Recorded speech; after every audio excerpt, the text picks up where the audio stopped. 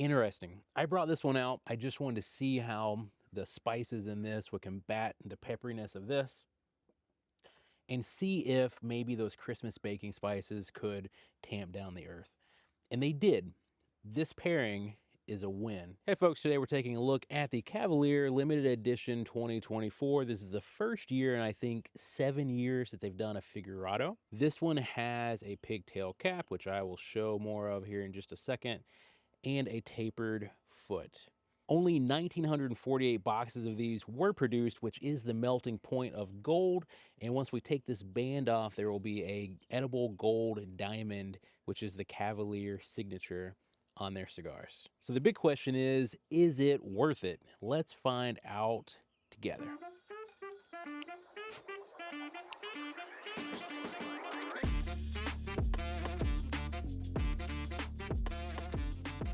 Wow. I smoked one of these the other day, and so I knew from my personal preference not to cut too much off the top.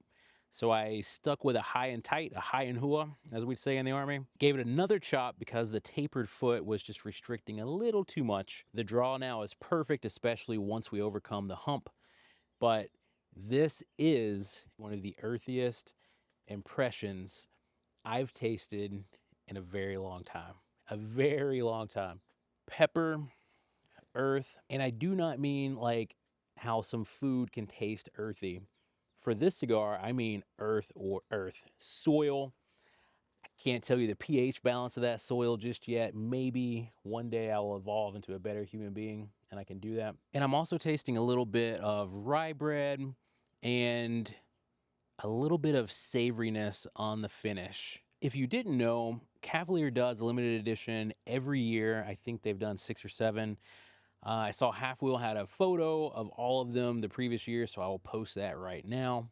And my personal favorites have been the 2018, then the 2019, then the 2022, then the 2020, 2021. But I've not smoked the 2023 yet, so I don't know if I was missing something there. I was excited to get these in though because the limited edition is always exciting from Cavalier. Right about now, I'm still getting a ton of chewy earth, which is as weird as it sounds, really. But there's also a rye bread component, there's a savory component, and the pepper is still there, but it's almost like a Mexican hot chocolate right now. I'm getting a dark chocolate with the peppery component. Really interesting cigar. I've not tasted anything quite like this before. And look at that smoke production. Construction has been excellent so far. Smoking like a chimney. And I'm very happy with the cut that I have on this, the high and tight. Gotta take advantage of tapered caps when you can. You can always cut a little more off. You can't put it back. And the reason I chose this cigar today was because I got a press release in from Sebastian. So let's check it out. So for 2024, we're getting a limited edition Black 2 in a Supremo size, 4 3/4 by 58. And these limited release series are tweaked versions of the original blends. Only 500 boxes of 16 cigars were produced for this year's release. These are going to have a San Andreas wrapper with a Nicaraguan binder and Nicaraguan fillers from Viso and Lajero primings. And if you haven't yet, check out our lunchtime chat with Sebastian. It was an awesome experience. I think we got to chat for like 2 hours and just pick his brain and have a very informal, chill conversation. Awesome, awesome time. And I mean, Sebastian's one of the coolest dudes in the industry. So if you want to learn some cool shit from a cool guy, there you go. Hey, what's up? I'm Sebastian from Cavalier and I work small batch. Make sure to subscribe to this channel for all things cigars. Welcome to our factory. And your eyes aren't deceiving you. I am swiveling my chair between shots. That's right. I'm evolving. I also squeegee my shower now.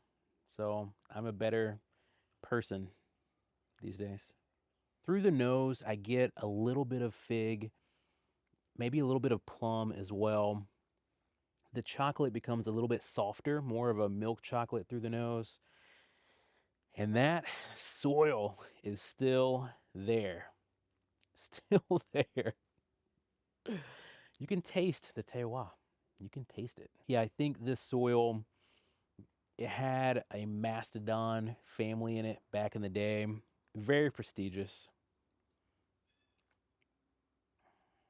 Very limited soil for sure. And you see that little bit of a lip right there on the top of the cap. I'm going to just pull this off. And if it fucks me, it fucks me. But usually this is what I do when I have a little flag like that. I just get it to where the glue stops picking up naturally and just pull it off. That was the first puff so far that was not heavy on the earthy sensations. Chocolate has so far continued to build throughout the entire experience. And that was a little bit of plum, a little bit of chocolate. Instead of rye bread, that was more like just a French bread. Coming together. It's coming together. And I brought out 2 whiskeys to see which I would like best because I knew this earth was coming and I wanted to see if I could pair something with it to bring out the sweeter sensation. So I've got Glenmorangie's LaSanta one more time. I think the fruits in this will play nicely here. And then I also went with Angel's Envy Rye. It's a spicy son of a bitch. It's got these Christmas baking spices and caramels. I want to see how this plays too, for science. All right, first up, we're going to try LaSanta because I have an intuition that these two will be a match made in heaven. No, nope, no dice. For some reason, it makes the cigar just taste like an ashtray. Damn it. Big sad. Damn you, LaSanta. Angel's Envy Rye.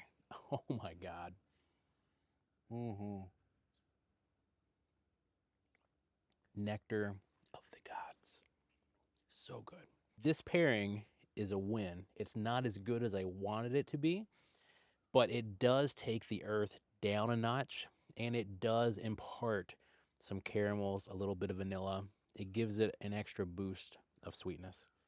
But the cigar, in turn, it reduces the impressions from the whiskey itself. And also, I should mention with the pigtail cap, if you want, you can just twist the pigtail cap off, and that will leave you an opening to smoke your cigar with. And I generally do a clockwise twist for anybody that's curious. And as the chocolate has been building, a creaminess has been building as well. And I'm getting a distinct latte sensation right this moment. Not a mocha latte, just a latte. A little bit of coffee, a little bit of milk, some chocolate in the background, sure. The earth has been subsiding as we go. And there's just a generic breadiness, and you know I love bready cigars, that is also building and surging with the creaminess as well. I officially have a love and hate relationship with this cigar.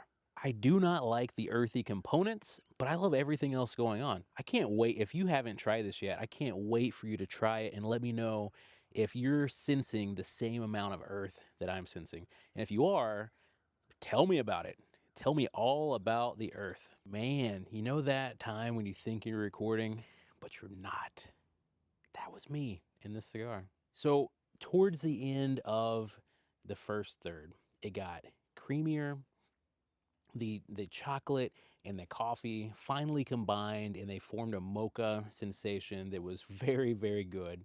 And since dropping the ash, it has gotten even creamier, more mocha like. This is very much a mocha latte right now. The breadiness is still there, underlying earth completely gone, not a hint of spices or heat at all. Maybe a little bit of clove, but no pepper, no cinnamon or ginger heat. No, this is becoming very good.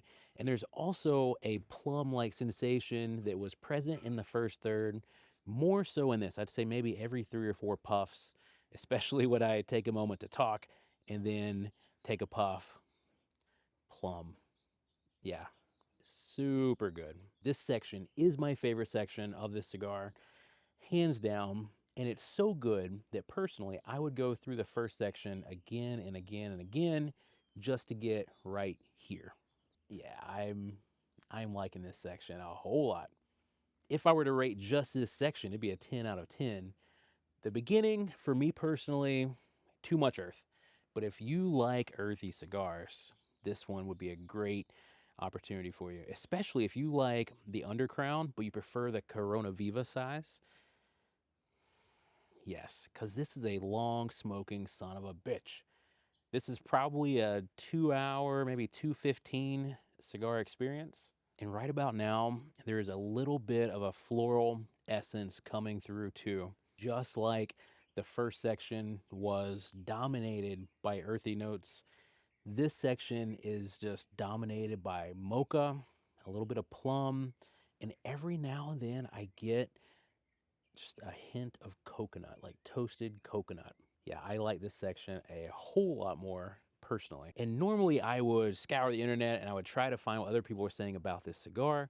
I'm not finding a lot of folks except a video from a gentleman that goes by the name of Master Your Ash. So I'm going to put his video up here. Be sure to check it out. I hope you guys have a wonderful day. I'm going to roll my criteria and enjoy this section while I edit the video. We'll see you soon.